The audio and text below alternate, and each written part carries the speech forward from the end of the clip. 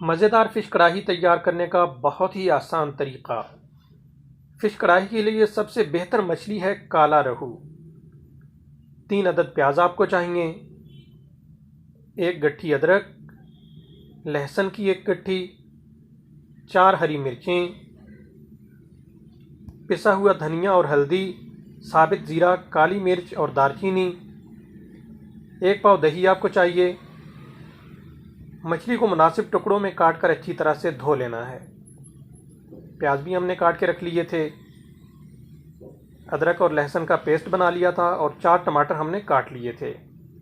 Oil को अच्छी तरह से गर्म कर लेना है और उसमें मछली फ्राई करने के लिए डाल देनी है। अच्छी तरह से फ्राई करना है।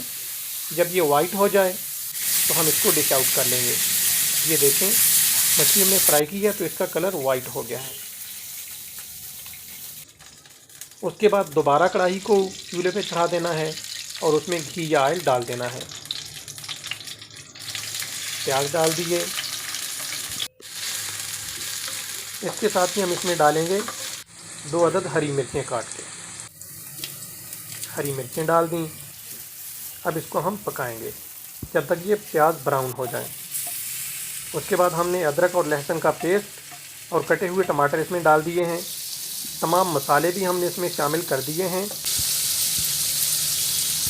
लाल मिर्च डाल दी और नमक भी हमने इसमें ऐड कर दिया है। अब हम इसको अच्छी तरह पकाएंगे ताकि तमाम मसाले यकजान हो जाएं।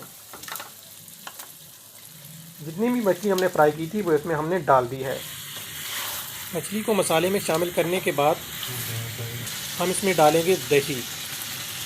दही शामिल कर दिया। इसको मिक्स कर देंगे हम अच्छी तरह से और फिर इसको ढक के रख देंगे 5 मिनट के लिए। सिर्फ ढक के रखना है। 5 मिनट के बाद आप देखें कि आपकी मछली तैयार है। गरम मसाला इसके ऊपर डाल लें। जो 3 अदद हरी मिर्चें बच गई थीं वो काट के डाल ली हैं हमने और इसके साथ ही हमने इसके ऊपर डाला है हरा धनिया। अब चूल्हे को बंद कर दें। बेहतरीन फ़िश कढ़ाई तैयार है। आप खाएंगे तो जायके को कभी भूल नहीं पाएंगे।